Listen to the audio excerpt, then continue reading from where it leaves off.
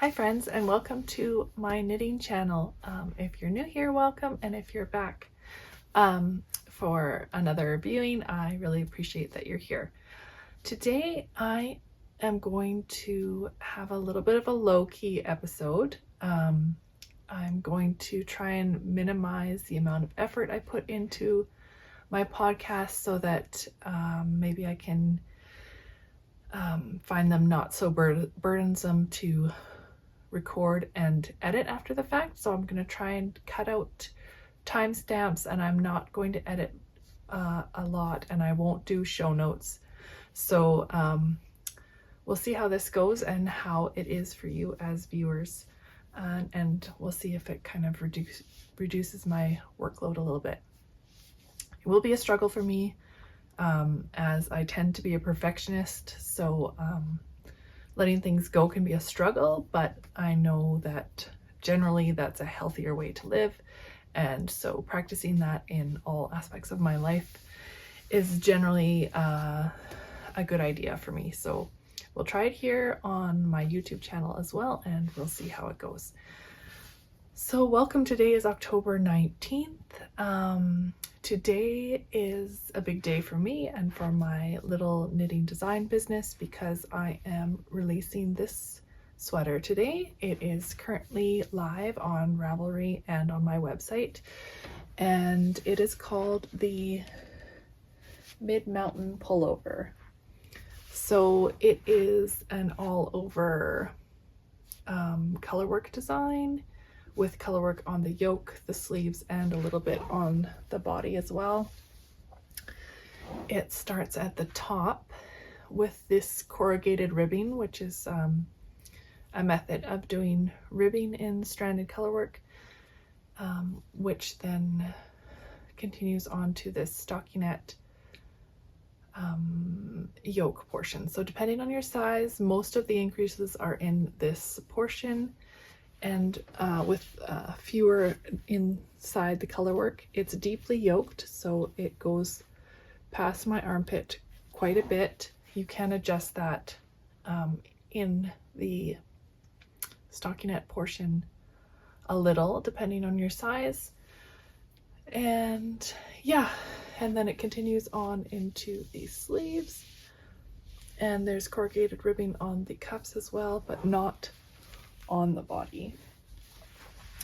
This is worked in Brooklyn Tweed Shelter, which is a 100% wool yarn. It's worsted spun, which makes it very light, very warm, and also great for color work because it kind of fills out any gaps in between stitches so that you can't see individual stitches as well. There is some purl ridges along the colorwork portions, and yes, it is on sale right now. Hopefully with my reduced editing, I will be able to get this video up quickly, but until October 22nd, which is a Sunday, at midnight, you can get this pattern for 50% off with a code MidMountain50. It comes in 11 sizes, so you should be able to have a size that fits you. It goes from a 30-inch person, like a not the finished garment, but the person it's designed to fit is between a 30-inch and a 60-inch bust. So with some positive ease, it's larger than that. The 11th size is larger than 60 inches. I don't know what that is in centimeters, but I do provide centimeters in the pattern itself. I think that's all I have to say about this. I had lovely testers come along with me for the journey, and you can see their finished garments on Ravelry, and I will post some kind of an Instagram post showing all the different tester projects. So that was my only finished object this week. I don't think that you've seen it complete yet. It was missing a sleeve. and the yarn was given to me by Brooklyn Tweed in order to design it. And yeah, I think that's it. Okay, so I have a lot of knitting to talk about. I just went straight for a laundry basket and filled it with all the things that I want to say. So we'll see how much I can get through here. I'm just gonna grab randomly from this pile and talk about whatever I find first. So in this bag, I have the baby blanket that I was working on previously. You would have seen it in a previous episode if this is not your first time here. Shoot, looks like I'm dropping a whole bunch of stitches here. I have 3 different sets of needles currently in this project, and I will explain why that is. So it looks a little different than the last time you saw it.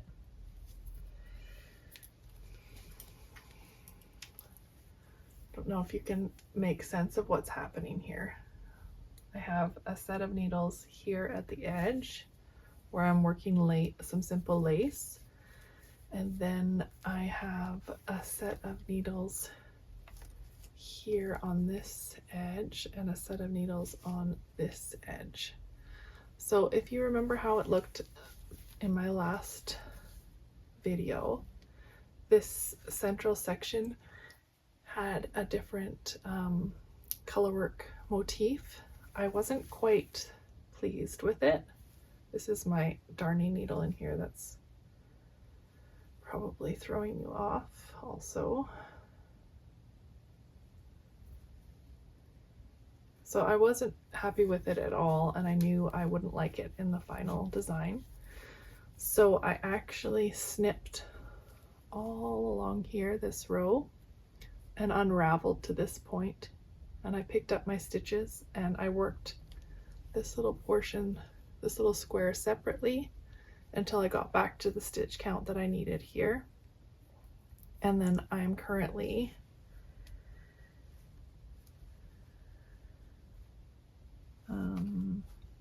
here on this part. I am currently seaming these 2 rows together using Kitchener stitch. So this is how the finished product looks. You can't see at all. It just looks like a knit row here where I seamed it. And I use that trick quite a lot in designing because no matter how many times you swatch, sometimes you just don't know how much you're gonna like something until it's done. And then I just don't have the time to start a new sample. So I try to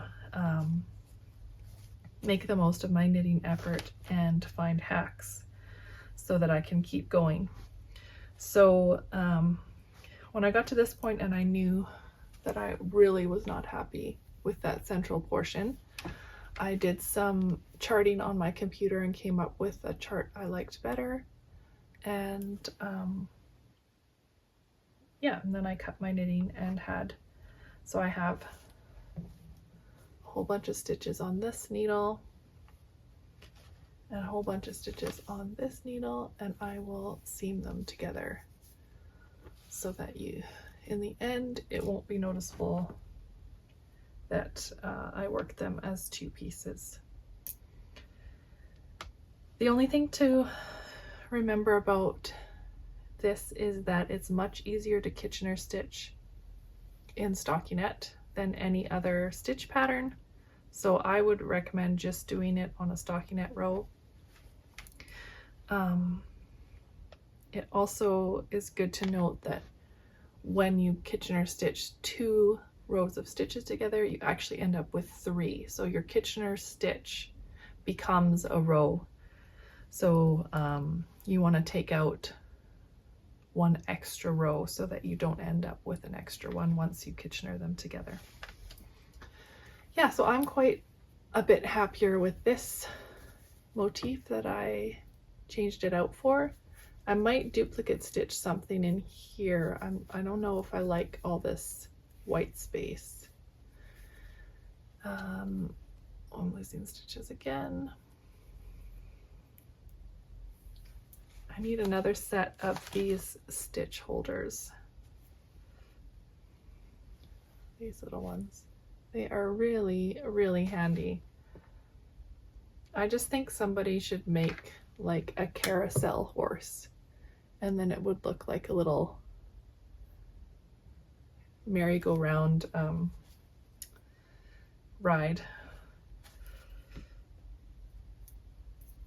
I'm gonna put these guys on the ones where all the stitches are falling off.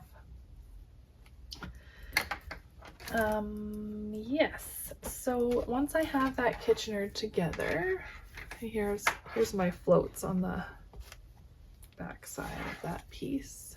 Do you want to see? Flash my floats. So once I have that Kitchener together, then I'll continue on the edging. This is not pretty much all the light blue yarn that I have left, which is unfortunate because I had planned to have like this section as the biggest repeat, but I'm not able to get that yarn, any more of that yarn locally to me. It's this Cascade Heritage and it was called Solid Gray. So instead I bought another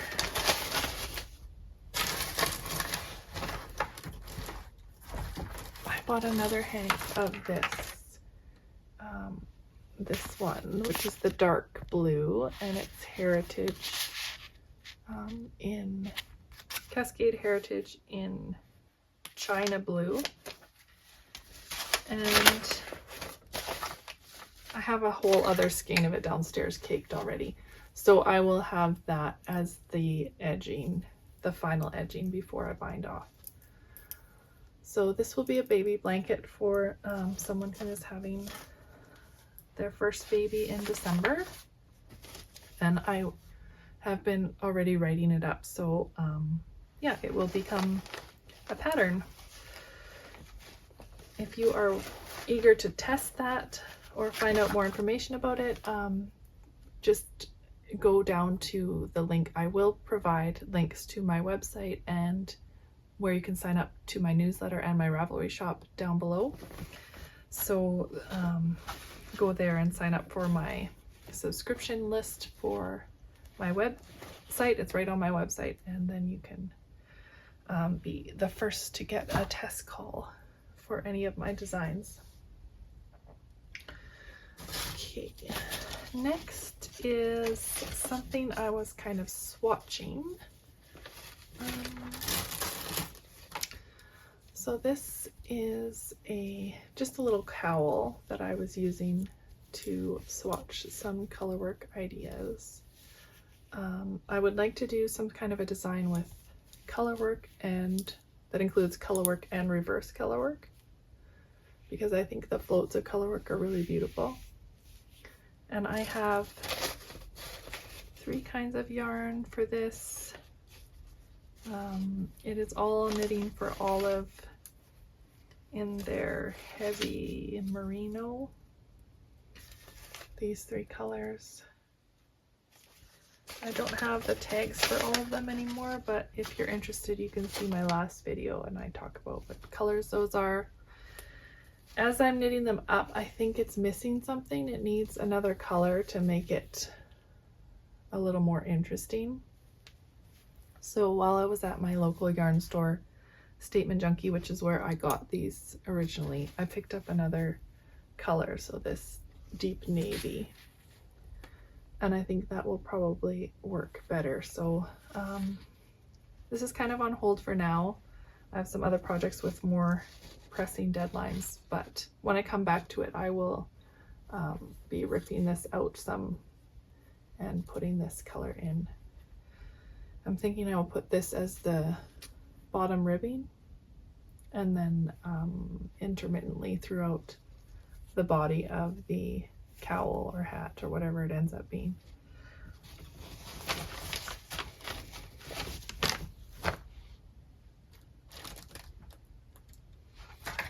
Okay. I have been talking about this design for a while. Actually, I think I'll keep this one till the end and then I can try it on. Okay, so I have finished an item. Tracy from Sassy Strings contacted me and asked me if I wanted to create a Christmas set with using her yarn. I had talked about that in my last episode, that I was considering creating some kind of a Christmas collection with a cowl, a hat, and a pair of mittens coming out early December. So Tracy asked if I would like to work with her yarn. She's just come out with a really beautiful collection of colors, and I chose her Studio Worsted. This is the color Steel Harbor. It's a really lovely, squishy, superwash wool. And yeah, I came up with this. So this is a cowl, but also I was using as my swatch. And it uses less than one hank. And it has this cable pattern on the front with some reverse stockinette and twisted stitches, and then it's just stockinette on the back. I also added some short rows along the back neck. You can see that the bottom is straight across, but the top angles up towards the back, and I just thought that would be a cozier way to wear a cowl. So it's quite tall. You don't have to make it that tall if you're not into that. I have very long neck. And can't see what you're seeing, but yeah, with those short rows, it just kind of like sits, because your jawline goes like this. So your chin is lower than the back of your head, than the lowest point of your back of your head. The lowest point of the front of your face is lower than the lowest point of the back of your head.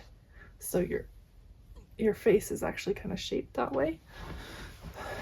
And yeah, I think it makes it sit better. So I'll be designing a hat. My yarn. I'll be designing a hat inspired by this cable pattern, and some mittens, and I have them written up. I just have to be like the first tester and give it a go. Sorry, I didn't bring any water up here, so I will just have to get through this as best I can. The air is extremely dry here, and yeah, we've been suffering with it. I have like dry patch of skin right here. My daughter's been having nosebleeds, and yeah, it's just that time of year. So I will tell you that I got that cable pattern from this book, and yeah, I had a really hard time picking a cable pattern that I liked. Here's some of my top favorites. I was trying to decide between this one, sorry, and this one I really liked, but I ended up going with this one here. So it is just a 2/2 cable, so you don't have to use a cable needle. I found it, I could not memorize it. I had to have the chart with me, but it's only a small 8-row repeat, so it's not a hard chart to carry along with you. And this yarn was really beautiful to work with, really, really nice. I just couldn't put this knit down. So that is hopefully en route to becoming a pattern.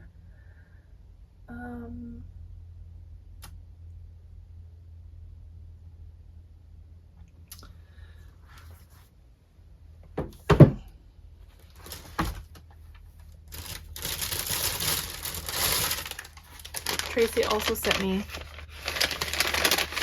so she sent me 4 hanks of that yarn, plus this cute little penguin stitch marker. He's so cute.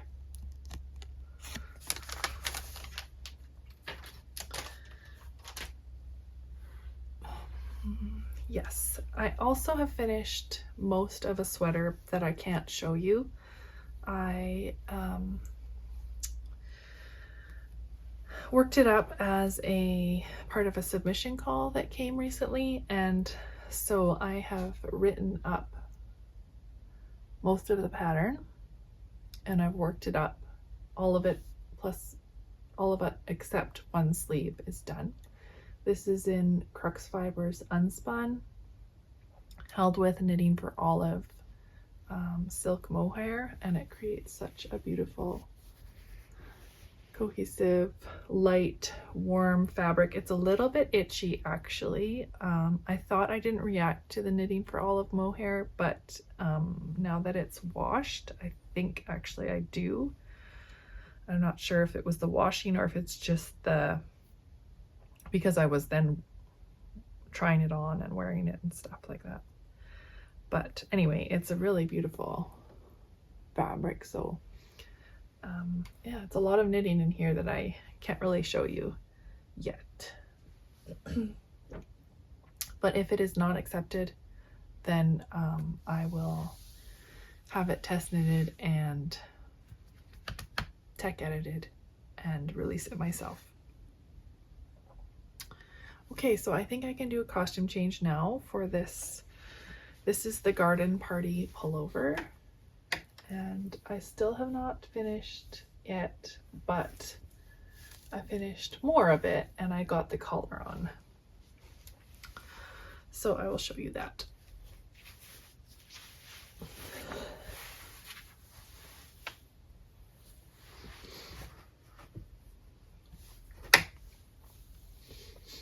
It's still very wet because I blocked it, but superwash just does not dry. For one, I didn't want to spin it on a spin cycle in the washing machine because that can stretch out superwash wool, and I was scared of this becoming too big. And then also it just holds on to water and doesn't dry like untreated wool does. So this is the garden party. It's quite deeply yoked too, looks like, but this one should be easy to adjust because of the way the yoke is constructed. It has garter at the top of the yoke. It's all done continuously as one piece, so it's kind of like a raglan construction, but it's more of a set-in sleeve shape. It is double folded brioche collar with an option for a single folded or a not folded 1x1 ribbed collar. And I blocked it to see how long it was, whether I needed to add more length before I added a hem. And I think I do, because if I stand up straight, it's like a little bit short. And the sleeves too. Well, the sleeves are pretty close. I do not like short sleeves. I like to have my sleeves really long. So I think I will add more length to the sleeves before I add the ribbing. But this one is written up and ready for testing, so I will do that soon. You can get on my tester list, as I said before, on the newsletter through my website, and that's also where you get notifications about releases and discounts and sales and all that stuff. So I'm quite happy with how the neckline turned out. I wasn't sure about that. And I'm happy with this too. I think I would have made myself a smaller size. Like, this line should really be at your shoulder line.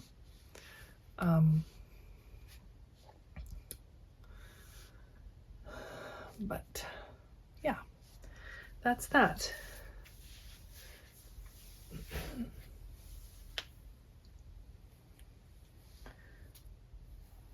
I also have a Musselburgh hat that I'm working on, but I forgot to bring it up here. It lives in my purse, and I take it. It just always comes with me, so I always have knitting. And I've made some good progress on it, but I think I'll just show it to you when I'm done, because then it won't be living in my bag anymore. Yeah, I think the only other thing that I have to share is that I did find this book at my local library. It was $1 on their library sale, which it's just always so fun to find those things. I don't know how you say this person's name. Liebe Sondergaard, I'm not sure, but it's actually really nice. Beautifully photographed pattern book, and I just love the aesthetic and the simple designs.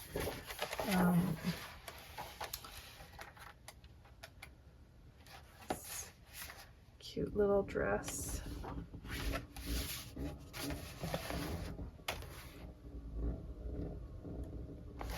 Yeah, it's really cute. Okay, sounds like my dad, also aka my next door neighbor, because my parents live next door, is chainsawing now. So I think that's a good time to go. I just wanted to say that October is Breast Cancer Awareness Month. Personally, I have a friend who was just diagnosed with breast cancer. I'm sure that you all have people that you are connected with, but I will share my friend Jen's site and her FundMe page so that you can learn a little bit about her struggle. She has 2 young children. She's my age, has 2 young children, and her mother died of breast cancer. So just a really hard situation, but she's an amazing fighter and super inspiring person and maker and knitter. So go check her out, give her some love, give her some support in this tough fight that she's in. Okay, I hope you all have a wonderful October. If I don't see you before November, happy Halloween, and we will see you when we see you. Bye.